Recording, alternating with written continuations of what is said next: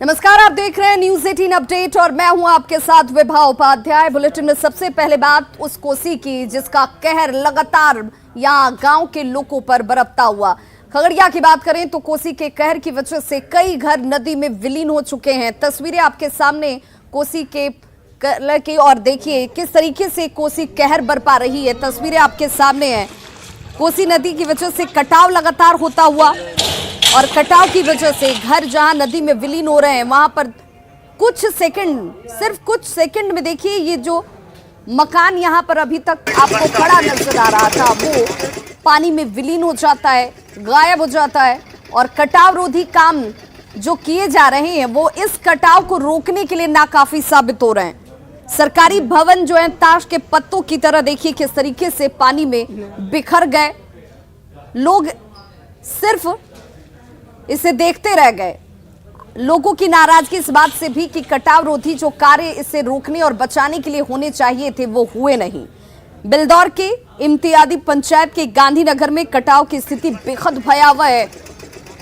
ग्रामीणों का ये कहना है कि कटाव को रोकने के लिए यहाँ जो कार्य किए जा रहे हैं वो सिर्फ महज खाना पूर्ति मात्र है, क्योंकि अगर गंभीरता बढ़ती गई होती तो कटाव निरोधी कार्य से इस कटाव को रोका जाता, लेकिन ऐसा हुआ कुछ नहीं। एक एक करके तमाम घर इस वक्त नदी में विलीन होते हुए और अब गांव के अस्तित्व पर संकट खड़ा हो गया है।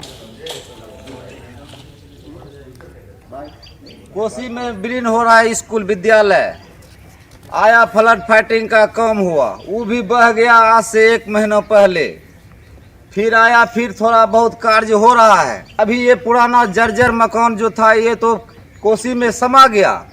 अब इससे बड़ा बिल्डिंग सामने है। अभी भी 10-15 दिन पूर्व लगभग 50 घर कोसी में विलीन हो गया। और किशनगंज जिले की बात करें तो किशनगंज जिले में जैसे जैसे पानी का स्तर कम हो रहा है लोगों की परेशानी कम होनी चाहिए थी, लेकिन ऐसा हुआ नहीं, क्योंकि कटाव बेहद तेज है। लोगों के घर इस कटाव की जद में आ रहे हैं। बाढ़ का असर अब धीरे धीरे इन इलाकों में कम होने लगा है, लेकिन लोगों की परेशानी कम होने का नाम नहीं ले रही है। आपको बताते चलें कि जिले के दीघल बैंक प्रखंड स्थित गौरूमारा गांव में कटाव जो है वो बेहद तेज है। कई एकड़ जमीन कटाव की भेंट चढ़ चुकी है। कटाव से पूरे गांव पर अब अस्तित्व का खतरा मंडराने लगा है। गांव के लोग गांव को बचाने के लिए अपने स्तर पर हालांकि जुटे हुए हैं, कोशिश लगातार की जा रही है, लेकिन ये नाकाफी है और इसीलिए प्रशासन से मदद की गुहार लगाई जाती हुई।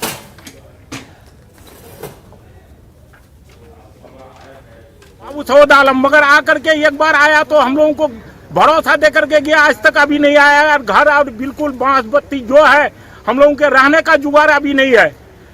रात का सुकून, दिन का चैन भी उड़ गया है हम लोगों का।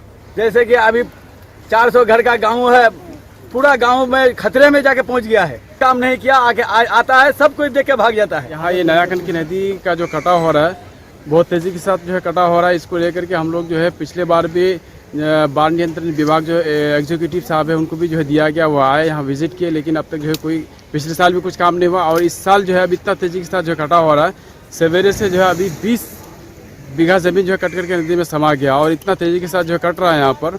अभी यहाँ से जो है तकरीबन 5 मीटर की दूरी पर जो है सब घर है। और यहाँ पर मैं आज अभी ये आग्रह करता हूँ जिला प्रशासन से कि फौरी तौर पर जो है आए यहाँ पर जो है इसको रोकने का जो है काम करे, वरना ये पूरा गांव जो है तकरीबन 400-500 जो है गांव का मतलब 400-500 घर का जो है ये गांव है, पूरा गांव जो है नदी में समा जाएगा। तो जरा अंदाजा लगाइए जिस गांव के लोग अपनी आंखों के सामने अपने आशियाने को डूबते हुए देख रहे हैं उनके सामने क्या बीतती होगी। 20 बीघा जमीन हर रोज कट रही है और इसीलिए अब गांव का अस्तित्व खतरे में है। अगली खबर बगहा से, जहां पर सुदूर इलाकों में पहाड़ी नदियों में अब पानी जो है वो धीरे धीरे कम होने लगा है। उसके जलस्तर में जैसे जैसे कमी आई है लोगों को राहत मिलने लगी और लोग अब अपने जज्बे के जरिए बाढ़ की वजह से जो सड़कें बर्बाद हो चुकी थी, टूट चुकी थी, उनको खुद ही ठीक करने में जुट गए हैं। और ये तस्वीर आपके सामने इस वक्त बगहा से, जहां पर नदियों से तबाही के बाद लोग दोन के जो ग्रामीण हैं वो एक बार फिर से सड़कों की मरम्मती और आवाजाही के लिए इसे सुचारू करने में लगे हुए हैं। ग्रामीण क्षतिग्रस्त पुलों पर चचरे पुल बनाकर सड़क पर आवाजाही को बहाल करने की कोशिश में जुटे हुए हैं। हम अपने गांव वाला बना रहे हैं, अपने रास्ते जंगल के लिए। कोई इसमें सरकारी आदमी कोई जाता नहीं है देखने के लिए। हम लोग के जाने के आने के लिए दिक्कत हो रहा है। ये सब नदी बिगाड़ने से गांव निवासी अपने तरफ से सर रास्ता को बना रहा है सर। यहाँ पे कोई सरकारी मतलब हम लोग को अनुदान नहीं मिलता है सर। यहाँ पे कोई मरम्मत नहीं किया जाता है सर। और अब बात शिक्षकों के सम्मान की। बिहार के 20 शिक्षकों का चयन जो है वो बिहार शिक्षक सम्मान के लिए किया गया है और ऐसे में ये सम्मान उन तमाम गुरुओं के लिए, उन शिक्षकों के लिए जिनकी शिक्षा से लोग अपने उस मुकाम को, अपने सपने को पूरा करते हैं जिसकी चाहत हर एक शख्स करता है। इस वक्त आपके सामने तस्वीर वैसे ही एक शिक्षक की, 20 शिक्षकों में वो शामिल हैं जिनका नाम राजीव कुमार पाठक बताया जा रहा है। नॉर्थ बिहार सुगर्ज मिल हाई स्कूल के ये शिक्षक हैं। कोरोना काल में राजीव कुमार पाठक ने अद्भुत कार्य किया। उपनयन बिहार के तहत उन्होंने शिक्षकों को ऑनलाइन क्लासेस से जोड़ा, बच्चों तक उनकी शिक्षा पहुंचाई, उत्कृष्ट योगदान उनकी तरफ से दिया गया। शिक्षक सम्मान के लिए चयन होने के बाद पूरा विद्यालय जो है इस वक्त इन पर गौरव महसूस कर रहा है। बिहार के 20 शिक्षकों को राजकीय पुरस्कार के लिए चयनित किया गया है। इसी में एक हैं बगहा के नॉर्थ बिहार हाई स्कूल के शिक्षक राजीव कुमार पाठक। हम पहुंचे हैं नॉर्थ बिहार हाई स्कूल में और देखिए राजीव सर का क्लास चल रहा है और नॉर्थ बिहार हाई स्कूल में मैथ के शिक्षक हैं जिनका चयन हुआ है। तो सबसे पहले हम एक स्टूडेंट से जानेंगे कि राजीव सर की क्या खूबियाँ है। राजीव सर बहुत अच्छी तरह से मैथ पढ़ाते हैं और ये सरल रूप से समझाते हैं और सब बच्चों को भी समझ आता है। वो सवाल के जवाब भी देते हैं, ये अच्छी तरह से पढ़ाते हैं। तो आप लोगों का व्यवहार ठीक लगता है? जी। आप पढ़ाई कैसे पढ़ाई करते हैं? अच्छे पढ़ाते हैं। तो आपने देखा कि बच्चे अब सीधे हम राजीव सर से बात करने की कोशिश करते हैं। आपको बधाई और कैसे देखते हैं धन्यवाद। क्या मापदंड मानते हैं? हम मापदंड मानते हैं कि बच्चे जो हम देते हैं, फीडबैक देते हैं या समझ लेते हैं, इसी को हम मापदंड मानते हैं। लेकिन पुरस्कार के लिए बच्चों को समझाने के लिए सरल और सुगम तरीका से समझाने के लिए हम लोग TLM का प्रयोग करते हैं और उस TLM के माध्यम से हम शिक्षण कार्य को और भी बोधगामी, सरल और सुगम बनाते हैं। और इसके अतिरिक्त पाठ सहगामी क्रियाएं जो होती हैं, इसमें विज्ञान संगोष्ठी, विज्ञान प्रदर्शनी, जवाहरलाल नेहरू बाल विज्ञान कांग्रेस, विज्ञान ड्रामा, लोक नृत्य, बहुत सी क्रियाएं होती हैं, कला उत्सव, जिसमें हम लोग बढ़ चढ़ के भाग लेते हैं। हम विद्यालय स्तर पर इन कार्यक्रमों का आयोजन करते हैं और अभिभावकों को भी बुला करके बच्चों को विद्यालय भेजने के लिए प्रेरित करते हैं कि आप विद्यालय भेजिए। सरकार के द्वारा आपके ही बच्चों के लिए कार्यक्रम चलाया जा रहा है, विद्यालय की स्थापना की गई है कि आपका बच्चा पढ़े। जो बच्चे इसमें पढ़ते हैं वह निम्न वर्ग के बच्चे हैं जिनके माता पिता निजी विद्यालयों में पढ़ाने में सक्षम नहीं है। आज 5 सितंबर है यानी शिक्षक दिवस, गुरुओं के सम्मान का दिन। उन गुरुओं के जिन्होंने आपके जीवन को राह दिखाई हो और आपको हम आज ऐसे ही गुरुओं से मिलाने जा रहे हैं जो गुरु सिर्फ शिक्षा नहीं देते हैं, आपके जीवन को बनाते हैं, माँ बाप की भूमिका निभाते हैं। जी हाँ, आपको एक ऐसी ही तस्वीर हम दिखाने जा रहे हैं जहाँ पर ये गुरु बच्चों को सिर्फ पढ़ा नहीं रहे, जिनके माँ बाप नहीं हैं, जो अपने आप को अनाथ समझते थे, उन्हें माँ बाप का प्यार दिया जा रहा है, शिक्षा दी जा रही है, उन्हें जीवन को जीने की कला सिखाई जा रही है। शिक्षकों की ये भूमिका इस वक्त चर्चा का विषय भी है। बताते चलें कि ये गुरु जिनको तस्वीरों में आप देख पा रहे हैं, ये उन बच्चियों के माँ बाप की भूमिका भी निभा रहे हैं। वैसी बच्चियों की पढ़ाई का जिम्मा इन्होंने उठाया है जिनके सामने माता पिता नहीं हैं। गुरु इन बच्चों के अंदर देश प्रेम की भावना, बच्चों के अंदर आत्मविश्वास का बल भर रहे हैं। ये छात्राएं दंडवत होकर गुरु को नमन करती हैं, आरती उतारी जाती है और अपने होनहार छात्राओं के समर्पण से गुरुजी भी बेहद उत्साहित।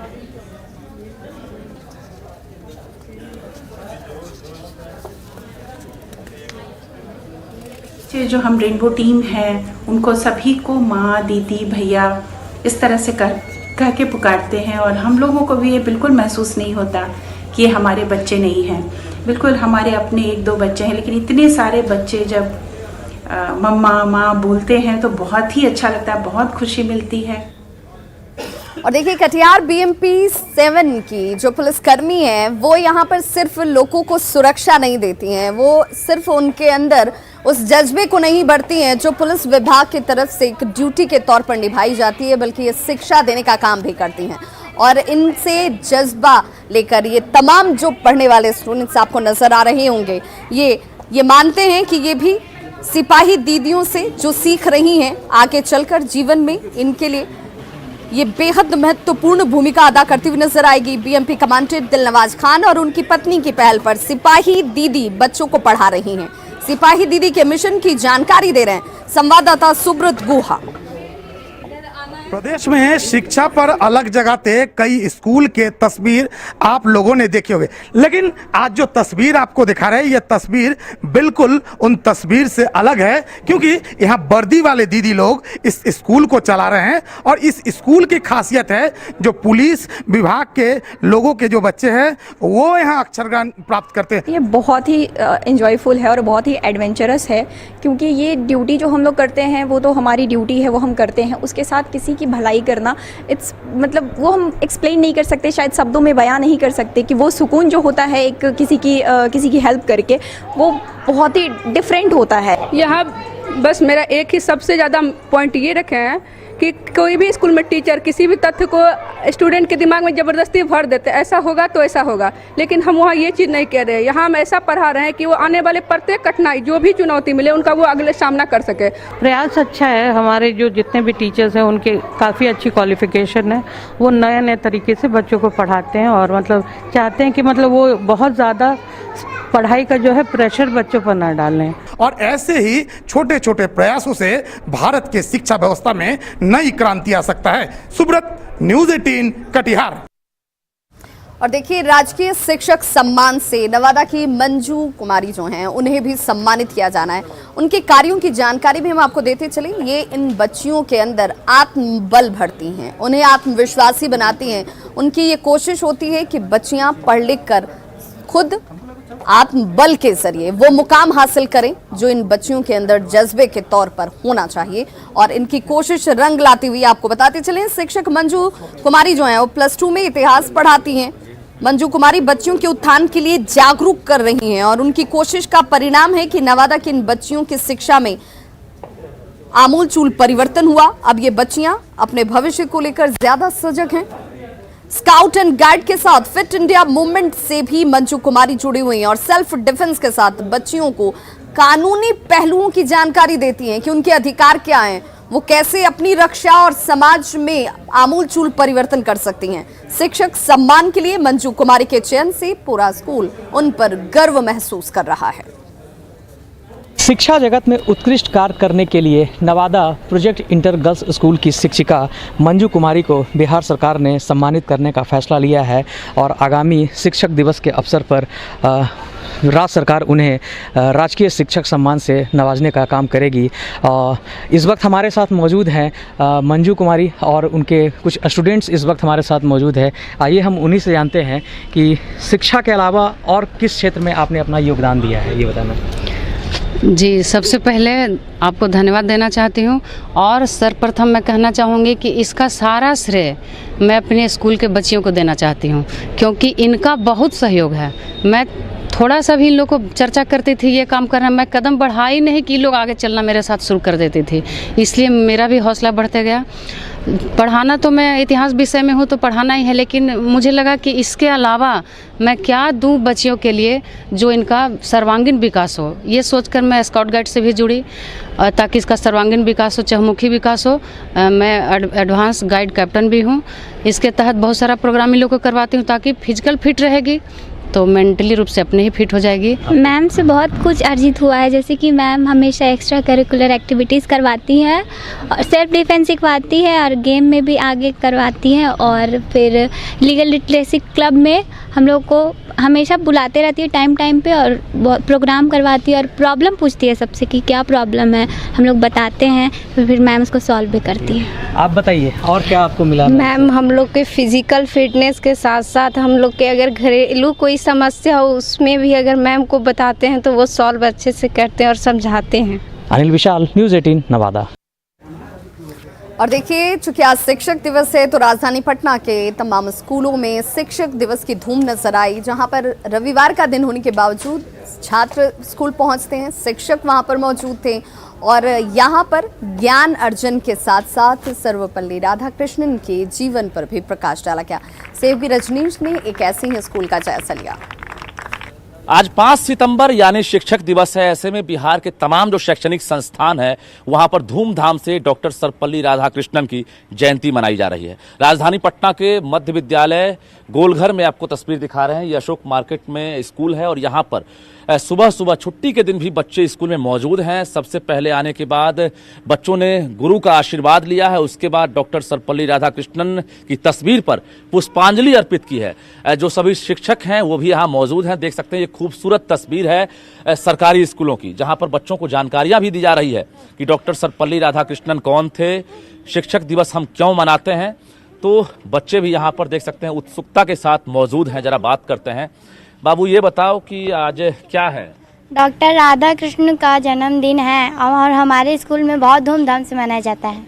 अच्छा, तो क्यों मनाए जाते हैं बताओ शिक्षक दिवस? में शिक्षक इसीलिए मनाए जाते हैं।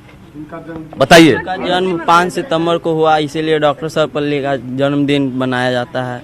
वो पहले टीचर थे, पहले वो अथी बने, राष्ट्रपति बने, फिर टीचर थे वो पहले, इसीलिए टीचर डे बनाया जाता है। उपराष्ट्रपति ही बने? हाँ, उपराष्ट्रपति भी बने, उसके कारण टीचर थे इसलिए मनाया जाता है टीचर डे। चलिए, ये बच्चे हैं और देखिए बच्चों को पूरी तरह से जानकारी है कि आज शिक्षक दिवस क्यों मनाते हैं, राधा कृष्णन कौन थे, उन्होंने क्या संदेश दिया था, तमाम चीजों की जानकारी है। जरा यहाँ पर शिक्षिकाएं और शिक्षक भी मौजूद हैं। मैडम, कितनी खुशी हो रही है? सरकारी स्कूल में एक खूबसूरत तस्वीर है, बच्चे भी जानकारी रखते हैं। बहुत अच्छा लग रहा है कि बच्चों को डॉक्टर सर्वपल्ली राधाकृष्णन के बारे में हम लोग जानकारी दे रहे हैं। और ये एज अ शिक्षक थे डॉक्टर सर्वपल्ली राधाकृष्णन, और शिक्षक पद पे रहते हुए ये कुलपति बने, प्रोफेसर बने, दैन कुलपति बने, फिर इन्होंने इतना ऊंचा नाम अपना किया और हमें एक शिक्षकों को बिहार या हम कह सकते हैं भारत के, पूरी दुनिया के शिक्षकों को एक सम्मान दिलाने का प्रयास इन्होंने किया। क्या नाम हुआ आपका? चंद्रावती चौहान जी। क्या प्रेरणा मिल रही है आप लोगों को इनसे? कि जैसे ये टीचर बनके बाद में ये राष्ट्रपति बने, वैसे हम बच्चों को प्रेरणा दे रहे हैं कि तुम लोग भी पढ़ लिख करके, यदि नॉलेज है, पढ़ाई अच्छे से करोगे तो तुम लोग भी कुछ भी कर सकते हो, आगे जा करके कुछ भी प्राप्त कर सकते हो, क्या नाम हुआ आपका? पे जा सकते हो। सरिता। बिल्कुल, तो देख सकते हैं आप ये खूबसूरत तस्वीर राजधानी के सरकारी स्कूलों में है। छुट्टी का दिन है लेकिन आज शिक्षक दिवस धूमधाम से मनाया गया है। बड़ी संख्या में बच्चे मौजूद हैं और आत्मसात भी कर रहे हैं, शिक्षक हों या फिर बच्चे हों, आत्मसात कर रहे हैं कि जिस तरह एक शिक्षक राष्ट्रपति और उपराष्ट्रपति तक का सफर तय कर सकता है। और एक संदेश भी उन्होंने दिया था, नॉलेज इज पावर। ऐसे में आज बच्चे भी संकल्पित हैं, शिक्षक उन्हें लगातार प्रेरणा देते हुए नजर आ रहे हैं। जाहिर है न्यूज़ 18 भी इन बच्चों के हौसलों को सलाम कर रहा है, जो बच्चे छुट्टी के दिन भी स्कूल आकर शिक्षक दिवस मना रहे हैं। कैमरामैन सुबोध के साथ रजनीश कुमार, न्यूज़ 18 पटना। और देखिए, औरंगाबाद के शिक्षक हैं जितेंद्र कुमार सिन्हा, जिन्हें बिहार सरकार ने राजकीय पुरस्कार से सम्मानित करने को लेकर, पुरस्कृत करने को लेकर चयनित किया। और जैसे ही इसकी जानकारी परिवार के लोगों को मिली, खुशी का ठिकाना नहीं रहा। एक शिक्षक के लिए सम्मान सबसे बड़ा अभिमान होता है और इसीलिए ये सम्मान शिक्षकों का जरूरी है। और आज शिक्षक दिवस के मौके पर ऐसे ही 20 शिक्षकों का चयन बिहार सरकार की तरफ से किया गया है, जिन्हें पुरस्कृत किया जाता हुआ, सम्मानित किया जाता हुआ, जिसमें राजकीय शिक्षक पुरस्कार के लिए इनका चयन। लोगों ने एक दूसरे को देखिए मिठाई खिलाकर किस तरीके से इस खुशी का इजहार किया। जितेंद्र से बातचीत की न्यूज़ 18 संवाददाता संजय सिन्हा ने। मैं इस वक्त खड़ा हूं औरंगाबाद के गायत्री नगर मोहल्ले में और हमारे साथ यहां पर मौजूद हैं जितेंद्र कुमार सिन्हा जी, जिन्हें राज्य सरकार ने राजकीय शिक्षक पुरस्कार के लिए चयनित किया है। ये जो पुरस्कार है यह उन्हीं शिक्षकों को दिया जाता है जो इसके लिए जो मानदंड तय किए गए हैं उन पर खरा उतरें। इस पुरस्कार के लिए कई मानदंड हैं, जिनमें सबसे पहले आता है विद्यालय के प्रति सामाजिक जागरूकता। विद्यालय के माध्यम से आप किस प्रकार समाज को जागरूक करते हैं, ये इसका पहला मानदंड है। उसके बाद आप विद्यालय को कितना समय देते हैं, आपकी दैनिक उपस्थिति। उसके बाद इसके लिए जो मानदंड हैं वो है कि आप पर किसी तरह का क्लेम नहीं होना चाहिए, आपसे कोई भी स्पष्टीकरण या कोई भी परीक्षाकरण नहीं पूछा गया हो। क्योंकि इन्होंने विद्यालय के लिए, समाज के लिए बहुत बड़ा, एजुकेशन के क्षेत्र में बहुत बड़ा काम किया है। जब से ज्वाइन किए हैं तब से जितना समय प्रॉपर होना चाहिए विद्यालय के, जैसे गवर्नमेंट स्कूल को लोग बदनाम करते हैं कि टीचर प्रॉपर टाइम नहीं देते हैं, लेकिन ये प्रॉपर टाइम देते हैं। जितेंद्र ने यह सफलता हासिल कर औरंगाबाद का नाम पूरे बिहार में, बिहार के शिक्षा जगत में रोशन किया है। संजय कुमार सिन्हा, न्यूज़ 18 औरंगाबाद। और अब बात उस उपलब्धि की जिसे कोरोना टीकाकरण में भारत ने कीर्तिमान के तौर पर, एक नए रिकॉर्ड के तौर पर स्थापित किया है। आपको बताते चले G7 देशों में जिस तरीके से अगस्त महीने में कोरोना टीकाकरण किया गया, उसमें भारत जो है वो सबसे शीर्ष में, जिसमें 180 मिलियन लोगों को कोरोना का टीका लगाया गया है। और अगस्त महीने में भारत ने ये रिकॉर्ड बनाया है। G7 देशों में लगे कुल टीके से भारत में टीकाकरण की रफ्तार कितनी तेज रही, इसका अंदाजा इन आंकड़ों से लग सकता है, जिसमें 180 मिलियन से ज्यादा लोगों को टीका लगाया। अगस्त में G7 देशों में 103 मिलियन टीके सिर्फ लगाए गए, जिनमें जापान की अगर बात करें तो 40 मिलियन लोगों को टीका लगा, यूएस में 23 मिलियन लोगों को टीका हुआ, वहीं फ्रांस में 13 मिलियन लोगों को यह टीका लगा है। जर्मनी की बात करें तो 9 और इटली में 8 मिलियन लोगों को टीका लगा, यूके में 5 मिलियन, कनाडा में 3 मिलियन लोगों को टीका लगा। लेकिन भारत के आंकड़ों पर जरा गौर कीजिए, भारत में यह आंकड़ा जो है 180 मिलियन से ज्यादा है और इस तरीके से कोरोना टीकाकरण का नया रिकॉर्ड भारत ने स्थापित किया है।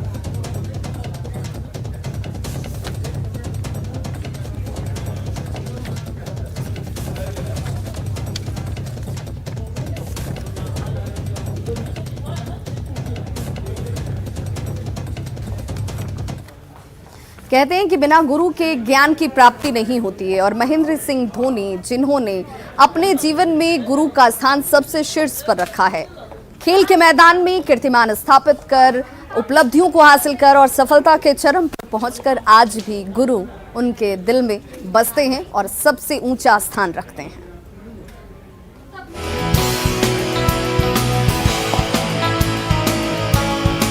टीम इंडिया के पूर्व कप्तान महेंद्र सिंह धोनी को क्रिकेट का बल्ला थमाने और पिच को समझने का गुर सिखाने वाले उनके कोच रहे चंचल भट्टाचार्य को उन पर गर्व है।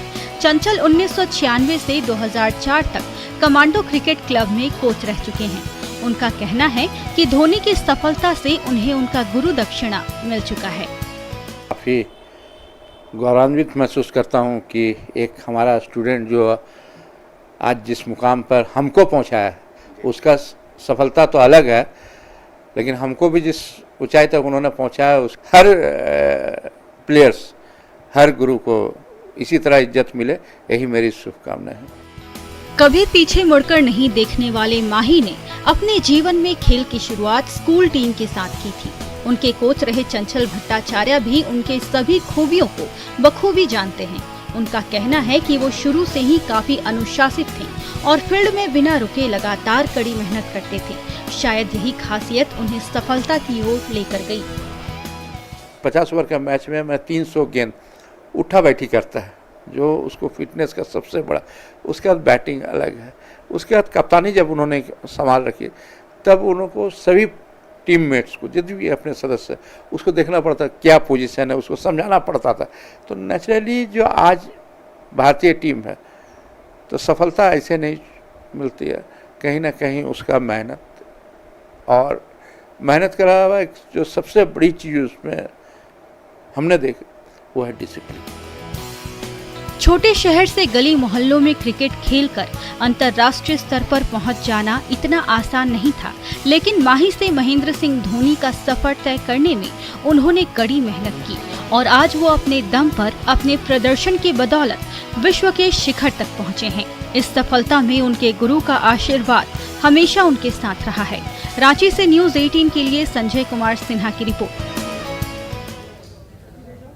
तो खबरों का सिलसिला लगातार जारी है, आप देखते रहिए न्यूज़ 18 बिहार झारखंड।